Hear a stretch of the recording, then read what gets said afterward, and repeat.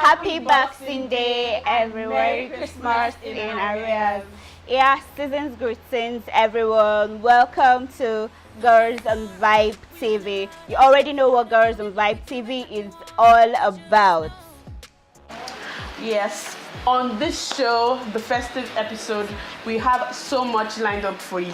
Yeah. We'll be talking about sex. We'll be having so many things. We have a great personality on our Girl Power today. Yep. Tips and tricks on Girl Code as usual. Stay locked, and after the break, we'll be giving you a lowdown. And last night, yeah, we go with the dude. I saw him, he was looking at you, so I said, hey. Welcome back to Girls on Vibe TV. Our topic for today, as Tolu rightly said, is sex. But we'll be focusing on the topic, is sex bad? But before we go there, we'll be looking at it bit by bit. Starting with the question, do parents talk about sex enough? So I'm going to be putting this question to Mitchell. What age do you think is proper for parents to talk to their children about sex? I think there is no particular age. As long as you notice that they are starting to get matured, even if it's at 7 or at 8, you should be able to talk to them about sex. You should educate them, because most times our parents, even when they are talking about sex with each other and the children are passing by, they get to like whisper. Now, if you don't teach the children about sex, they get to learn it from outside. Yeah. Now, they might learn it the wrong way, but when it comes from our parents, they know how to teach the children, they know the right thing to tell them. So I think when you notice that, okay, your kids are old enough to know about sex, you should be able to talk to them, sit them down and talk to them about it. Yeah. So moving on, we have another question. Is sex a gift? Well, I came across this status of my friend who said, this guy dumped me. Aww. And dumped you. What the question I asked, what do you mean by dumped me?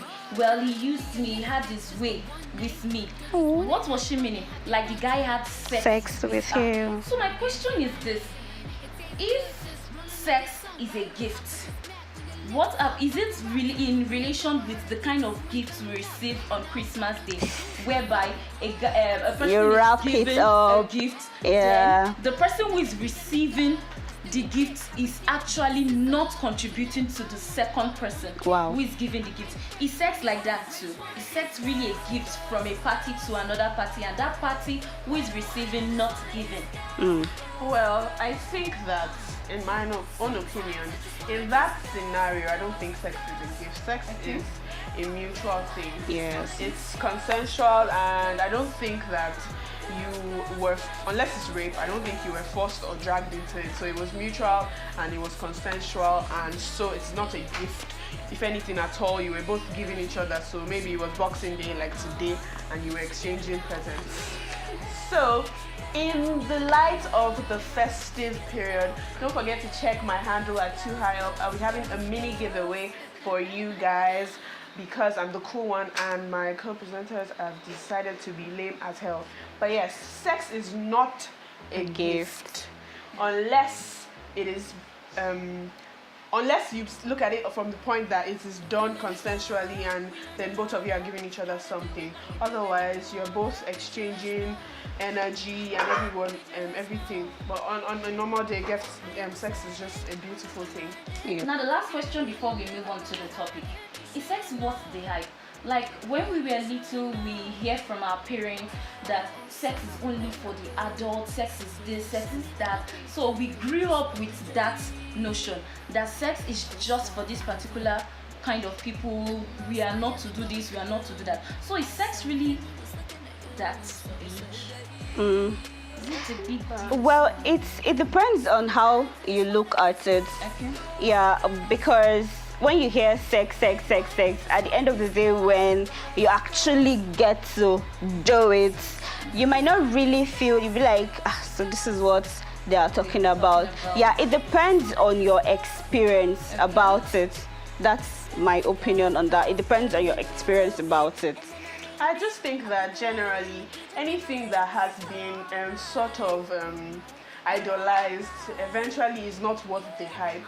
Because I mean, when people tell you, oh, this course, for example, like in schools, if they say, oh, this course is hard, this course is hard, this course is hard, eventually you do the course and you're finding out that Was there? Like, Yes. I got it eventually, and it's not like it was that hard. That hard. So I think it's once you start to understand the basics, it's not that big of a deal again. Yeah. Okay, so now going back to the topic, is sex bad? Looking at all the things we've said about sex, is sex a bad thing? Well, I don't think it is a bad Why thing. do you think so? Sex is not bad because we wouldn't be here if not because of that. Now, it depends on how, Okay. the way you had sex. Okay. I think that's just it. But sex in general, it's not bad. Sex is a beautiful thing. I mean, if we're looking at a religious kind of inclination, I mean, the whole creation of sex and everything was to multiply. I mean, like you said, none of us would be here if Without there it. wasn't anything like sex, unless Yes. you're an IVF baby or something like that. But if not, I mean, sex is a beautiful thing, and I think if done at the right time and with the right person, The right it can way. be the most amazing experience. So the bottom line is this, that sex is not actually bad Yes. when you do it the right time. If you feel you have other contributions to this topic, do not forget to Comment. on our comment box and share us your own view about this topic. Don't forget, is sex bad? Moving on to our next segment for today, our festive episode of Girl Power will be bringing you a lightning bolt from the world of sports, Blessing Okagbare. And as usual, I'll be reading a mini profile of her life. She was born on the 9th of October 1988, and she's a Nigerian track and field athlete who specializes in long jumping and short sprints. She's an Olympic and World Championships medalist in the long jump and a world medalist in the 200 meters. She also holds the women's 100 meters Commonwealth Games record for the fastest time at 10.85 seconds. She's the current African record holder in the 200 meters with her run of 22.04 seconds in 2018. Wow. She has won several medals and is a distinguished entity in the world of sports. Blessing Okagbare. You know, when you hear about her, you think of the likes of great women in the sports world like Serena Williams. And the likes. Yeah. I think she has done a good job for herself. Yeah. Sure. Okay, so we'll be moving on to femme health, and on this episode we'll be talking about vagina odor. Yes, we're talking about vagina odor. Now, yeah, we know some girls actually do have vagina odor, like when you're all dressed and you just sit and something will just be oozing. Seriously, like the smell is just so bad. Now what's the cause of vagina odor? It can be because of poor hygiene, like some people don't know how to wash up very well.